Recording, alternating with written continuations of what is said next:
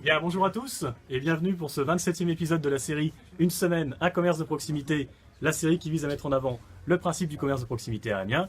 Souvenez-vous, la semaine dernière, nous étions chez Chantal et vous, place Gambetta. Aujourd'hui, on est juste à côté, rue du marché de Lancel, chez Bulle en Stock. Et pour en parler, nous sommes avec Laurent. Bonjour Laurent, ça va? Bonjour, ça va Yves? Oui, ça va, merci. Alors dites-nous Laurent, Bulle en Stock, qu'est-ce que c'est? Qu'est-ce qu'on peut y trouver? Alors Bulle en Stock, c'est une librairie spécialisée en bande dessinée qui s'est ouverte en 1995, dans 95, donc ça fait bientôt 23 ans ouais, qu'on est là. On a commencé, la boutique était beaucoup plus petite en fait, et depuis on a agrandi, on a 130 mètres carrés et on a 19 000 références en stock à la librairie. Voilà. D'accord. Et donc on fait tout ce qui a rapport avec la bande dessinée, donc que ce soit bande dessinée franco-belge, manga ou comics. Voilà, on essaie d'avoir tous les titres, le maximum, ce qu'on n'a pas on peut le commander. Mais bon, le stock est plutôt conséquent quand même, pour que les gens puissent s'y retrouver. Vous êtes une équipe de combien alors? Alors on est 5 personnes en fait, enfin 4 employés plus le patron. D'accord. Voilà, ça s'est agrandi au fur et à mesure, parce que voilà, la boutique était plus petite au départ. On a progressé, on a avancé dans l'équipe. Et donc chacun est un peu spécialisé dans un domaine, c'est ça? Exactement, c'est ça. C'était par rapport à la. Voilà, en fait, c'est vrai que les zones sont très divisées. En fait, chacun a sa spécialité. Avec Quentin qui est vraiment spécialisé en manga, qui lit quasiment tout ce qui sort. Voilà, énormément de tous les bouquins jeunesse qui sortent, toutes les BD jeunesse, plus un peu du reste. Donc, on essaie de se spécialiser dans la librairie pour essayer de renseigner au mieux les gens qui viennent. D'accord. Donc je vois que vous avez des mangas, des bandes dessinées. Alors allez-y, on vous suit. Présentation.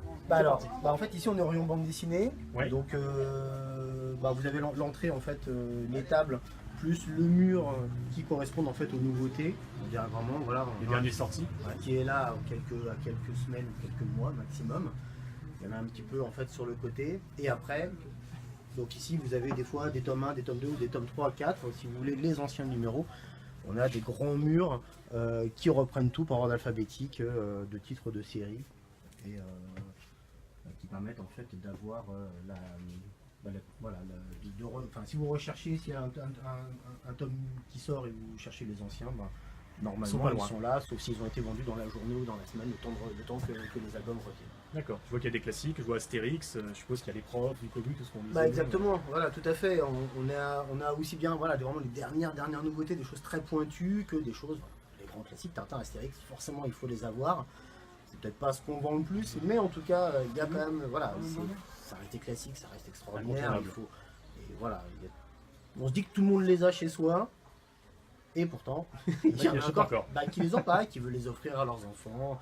Donc, ou à leurs petits-enfants en fait, et donc voilà, ça permet toujours de découvrir et d'avoir ces titres-là. Et puis il y a toujours, en Astérix, il y a toujours des nouveautés qui sortent. Et quand une nouveauté sort, souvent ça rappelle que à tous les gens, ah maman il m'en manque un, je me rappelle, il m'en manque un ou deux dans ma collection, et voilà, ils viennent les trouver ici, il n'y a pas de souci, on a bien tout.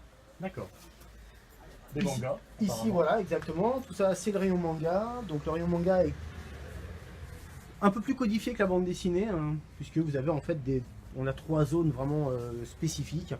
Un rayon plus jeune fille, un rayon plus garçon et un rayon en fait plus adulte. Alors adulte, ça va être aussi bien du polar que de la science-fiction en fait. Enfin, c'est juste que tout ce qui est enfant, on est plus dans de l'aventure et de la bagarre, de l'évolution, enfin je pourrais dire l'évolution de tranche de vie en fait. Voilà. Comme des enfants par exemple, non? Alors ça reste du shonen, mais c'est un peu différent. Voilà, on parle de One Piece en fait. Au début, il est pas très fort, et puis au fur et à mesure il grandit, il apprend. Détective Conan, on est plus dans de l'enquête, mais ça reste de l'enquête quand même. Qui peut être lu un peu plus jeune en fait. Ça reste quand même du shonen en fait. Enfin, c'est entre les deux. Bon, ouais, des fois c'est plus compliqué que ce qu'on pourrait croire. Et voilà. Et donc sur le même principe que les bandes dessinées, c'est-à-dire que la petite table qui est là, ou alors les meubles qui sont ici en fait représentent les nouveautés. D'accord. Voilà. Et ensuite, les grands murs du fond représentent forcément le réassortiment en fait, et les anciens numéros. Donc on essaye de suivre toutes les séries. Ça prend de la place parce qu'une série, on reparle de One Piece. avec ses 86 tomes. Mm. Voilà, forcément, ça fait quand même un bon rayonnage. Il y a 1 mètre de One Piece dans la librairie, voilà, en permanence. Comme quoi. Et donc c'est plutôt pas mal. De toute façon, on voit que vous êtes fourni parce que vous avez même une salle au fond là. Exactement, bah voilà, Avec c'est cette d'autres, fameuse nouvelle salle qui a été ouverte il y a 13 ans maintenant. Et bah, on y va. Et donc cette salle en fait, elle est. Bah, il y a le rayon comics. Hein. Ouais. Tout ce qu'on connaît. Voilà. Des classiques, des dessins animés, des films. Exactement, donc bah, les. Batman, non? Ou alors c'est Voilà, tout à fait, bah, c'est ça en fait. Batman, Superman. Il y a 2 grosses maisons d'édition qui se. Qui font concurrence, qui ouais. se font concurrence, exactement. DC Comics, avec Batman, Superman, Wonder Woman, la Suicide Squad. Là, je reprends toutes les séries, vous parliez de films. Je reprends tous les films, donc c'est bien ça. Et à côté, Marvel, avec bah, les Vengeurs, les X-Men, Spider-Man, en ce moment donc les Avengers avec c'est Infinity War, qui est un carton au cinéma apparemment. Qui a l'air de démarrer, mais il était très attendu. Ils font un teasing de fou depuis plusieurs mois autour de cet album-là. Tout le monde l'attend. En plus, ça s'est tiré d'une saga qui était très connue, qui était vraiment qui fait partie des classiques. Forcément, voilà, il y a tout qui se joue. Et en fait, bah voilà, donc comment on appelle ça, Infinity War, donc Panini en fait, voilà, bah c'est ça en fait. Panini, l'éditeur des Marvel, bah, a sorti énormément de choses autour de la série quoi. Ils ont fait un album Infinity Wars, ils ont sorti un album sur les Vengeurs, plusieurs albums sur Thanos, même d'autres albums sur les Vengeurs. Voilà, dès qu'il y a un film qui sort, forcément, on remet en place, on essaie de remettre en avant, enfin, les éditeurs remettent en avant en fait un peu les personnages. Beaucoup de titres de ces personnages-là, bah, pour faire découvrir en fait, pour que les gens se rendent compte que bah, c'est pas forcément le cinéma, c'est pas forcément le cinéma le premier. Il y avait des bandes dessinées avant. Voilà. Les Vengeurs, la chronologie des choses, quoi. Le premier plus de 50 des ans. Vengeurs. Donc le premier film des Vengeurs, il a quoi? Il a 4-5 ans, un truc comme ça. Le premier qui ouais, c'est très récent, un truc comme ça. Donc voilà. Mais bizarrement, il y a encore des gens qui pensent que c'est l'inverse, que en fait il y a le film d'abord et la bande dessinée est arrivée après. Et qu'en fait, voilà, c'est ça. Les comics sont sortis après. Non. Et donc j'ai même eu quelqu'un en fait une fois sur Tintin qui m'a sorti que bah, il y avait des livres du film, et que les films les livres étaient sortis du film. J'ai dit mais attendez, c'est trompé de sens.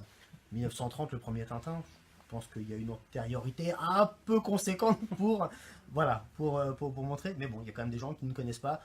L'intérêt des films, c'est que ça permet de parler de tous ces titres. Et si les gens prennent des fois derrière viennent lire, bah c'est sympa parce que la lecture c'est quand même intéressant. C'est toujours bien de lire.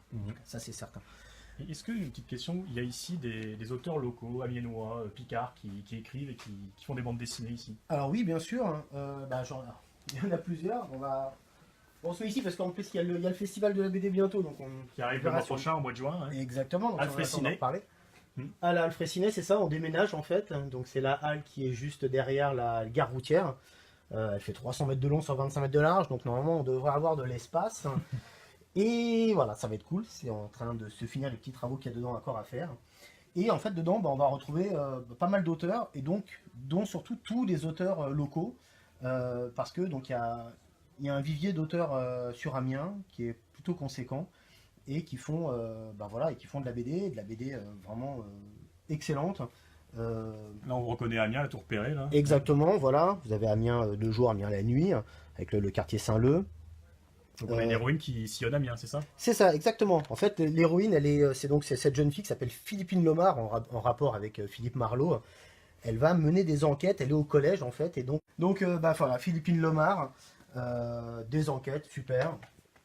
Ensuite, dans les grands classiques, c'est La guerre des Lulus, avec Régis Sautière et Hardoc, également 2 auteurs amiénois. Et ça se passe dans l'Aisne, donc on n'est pas très loin d'ici.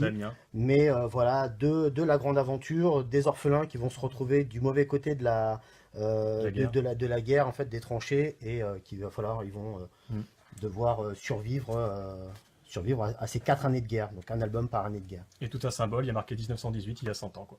Voilà, c'est ça, c'est l'histoire le du tome, sang. c'est le tome 5, parce que le premier c'était 1914, et le tome 5 vient juste de sortir. D'accord. Et donc tous ces auteurs amiénois, on va pouvoir les retrouver bientôt. Exactement, donc on en parlait juste avant sur les rendez-vous de la bande dessinée d'Amiens, puisque voilà, forcément notre rôle en tant que festival, c'est de mettre en avant tous ces auteurs, tous les auteurs régionaux, qui en plus ne font pas des BD régionales, mais en fait c'est des BD qu'on trouve vraiment partout en France, avec des éditeurs Casterman qui font partie des grands éditeurs de bande dessinée, et des grands auteurs de bande dessinée. En fait voilà, tous ces auteurs qu'on dit locaux en fait, sont vraiment des auteurs nationaux, même internationaux. Et on peut en être fier. Et toi aussi, qu'il y aura des auteurs beaucoup plus connus comme Zep qui a fait Titeuf. Donc, enfin, ça, il y aura bien, il y aura bien Zep à la Voilà, festival. c'est ça, qui a fait l'affiche, qui sera présent, qui est un auteur très disponible, vraiment adorable, qui fera des conférences et des animations.